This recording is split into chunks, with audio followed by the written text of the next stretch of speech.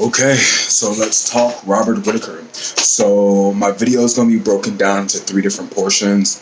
Things that I find that are conflict of interest, ADHD with the articles, and then quick hits. So things that I thought were very interesting, but I didn't have time to elaborate on. So let's go. So the DSM defines what social norms are in the mental health community. What concerns me about the DSM is that it really sets like societal standards for mental health, which is something Whitaker mentions, but he doesn't really elaborate on. I think it's a really important concept because when the DSM expands criteria or creates a diagnosis, it has a direct impact on society that goes mostly unnoticed. The mental health community has a lot of power. And it's shown through kind of like the workings of the FDA and the AMA, because when you think about it, people get MHA'd or people are getting put on meds, and sometimes it's like without their choice. So until 1938, the American Medical Association worked as a government body tasked with regulating what drugs were safe and released journals discussing their findings. And in 1938, laws were passed that shifted that role to the FDA. Oddly, it was not their job to find if the drugs were effective or not. That's kind of really weird to me. That is a conflict of interest. Like, how do they not define what's safe, what's not, or like what's effective?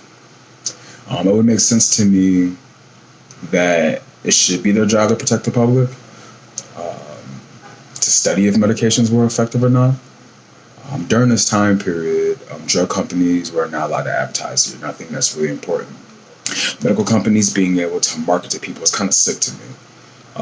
The point of marketing is to ensure consumers purchase a product, but when it comes to drugs, most people aren't informed enough to make educated decisions.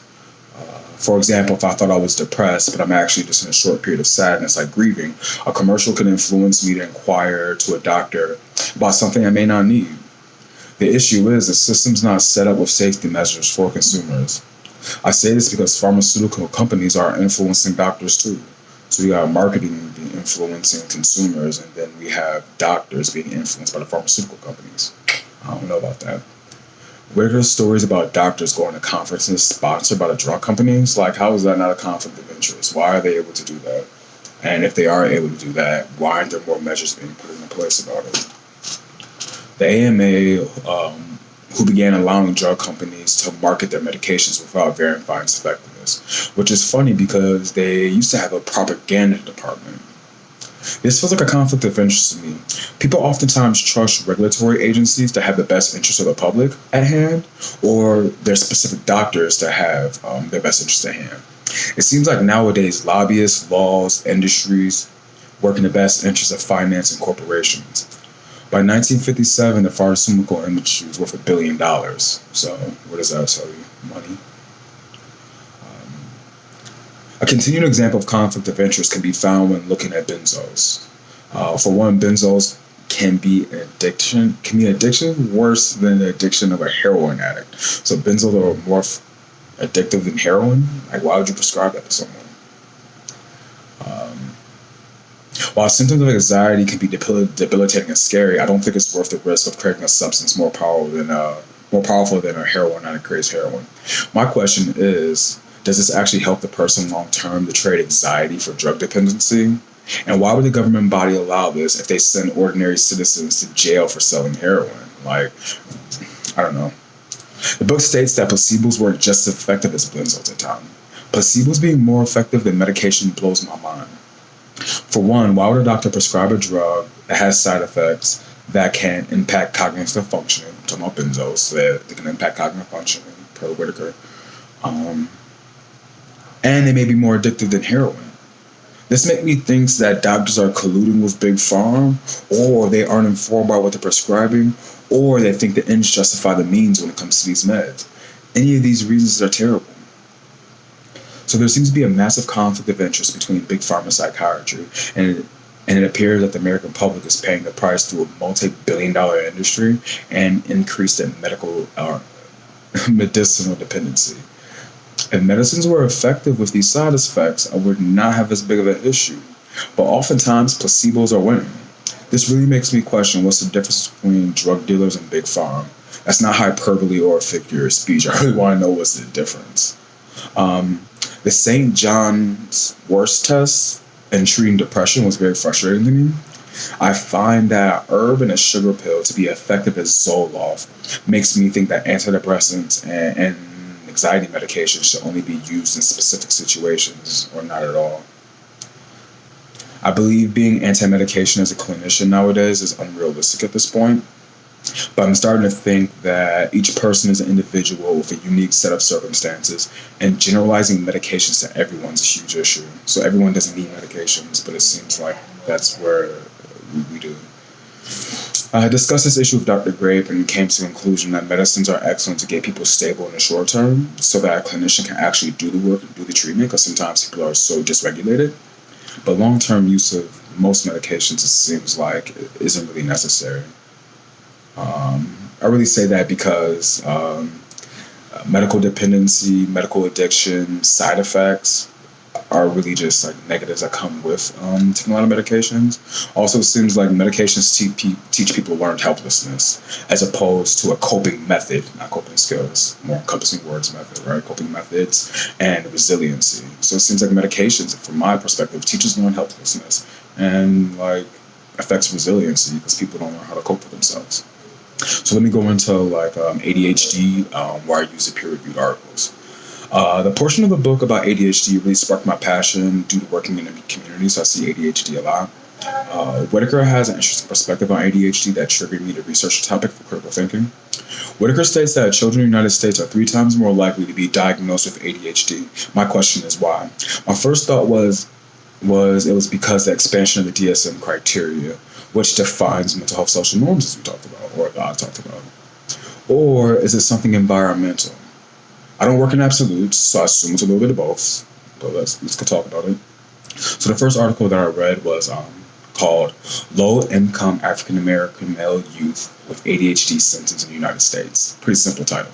The article explained the idea that African American males are overdiagnosed with ADHD and have significant barriers to getting proper mental health treatment. The report did a good job of outlining the impact of lead poisoning has on individuals and how African American males experience lead poisoning almost 10 times the rate as the average American.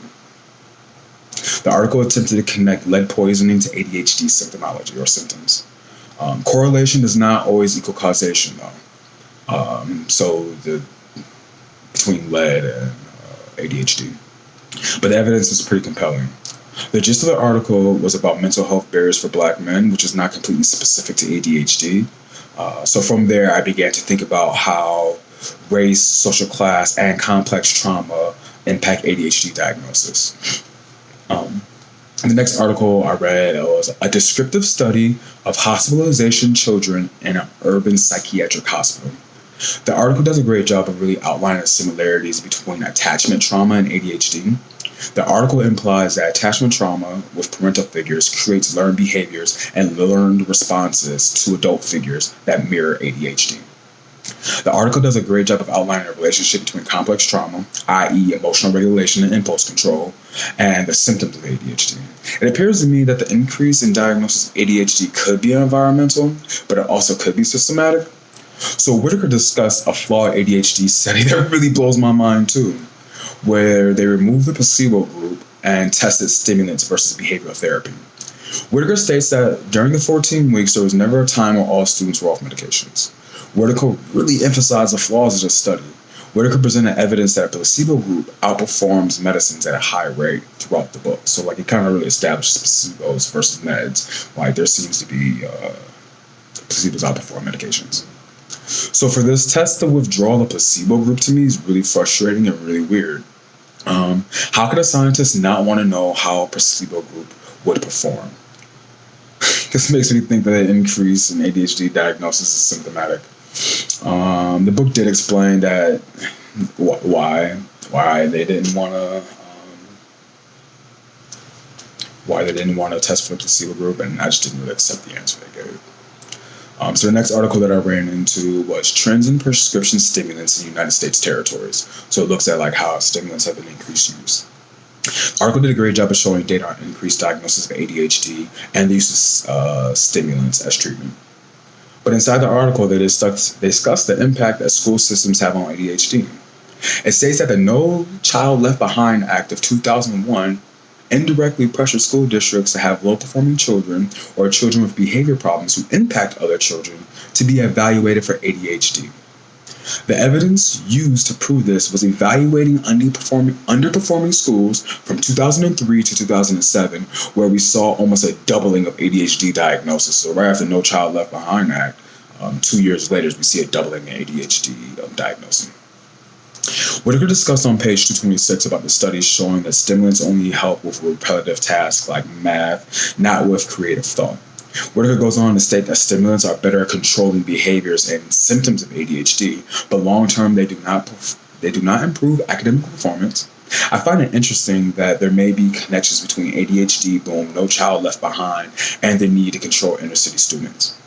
Because I'm a critical thinker, I'm not allowed to delve into conspiracies, but it's clear to me that there are some systemic components to the increase in ADHD diagnosing, but I'll refrain from my biased speculation. The article also talks about the incentive to diagnose ADHD so that children can receive more school-based services or receive SSI, which helps the parents out because a lot of parents are poor. The report discussed the expansion of ADHD criteria in DSM and its probable impact on ADHD diagnosing. Because I became so fixated on systems, I wanted to continue to look into trauma's relationship with ADHD. So I read an article, The Predictive Role of Early Attachment Deprivations in Adolescence. The study intends to show the relationship between attachment deprivation and ADHD symptoms. The article states that attachment theory assumes that the child-caregiver relationship is crucial for the emergence of self-regulatory skills. Makes sense. Self-regulatory skills and impulse controls correlate with each other. The article used data from 641 adopted children from 5 different countries. The results from the study found higher the age of adoption, the higher levels of ADHD symptoms. It's assumed that the older the adopted child, the more attachment issues the child will have. What I like most about the article was it transcends race, culture, and geographic location and looking at how attachment impacts ADHD symptomology. What I derived from the articles, a description of hospitalized children in urban psychiatric setting, and the predictive role of early attachment deprivations in adolescents is that complex trauma and attachment have a correlation with ADHD symptoms. How much? I don't know, but there is a correlation. I then uncovered the article, The Associations of Attention Deficit Hyperactivity Disorder with Socioeconomic Disadvantage, Alternative Explanations and Evidence. So the article did a really good job of finding the correlations between mental health issues and being poor. The report states that parenting style and involvement may be a mediating factor in influencing social economic background and impacts for the outcome for ADHD diagnosing. So the article noted that parenting plus environmental factors that include nutrition, poverty, social cultural values, peer influences have an impact on behaviors that appear to be ADHD. So it's really implying is that there's a lot of things going on. It may not be ADHD, but a lot of things where symptoms look like ADHD.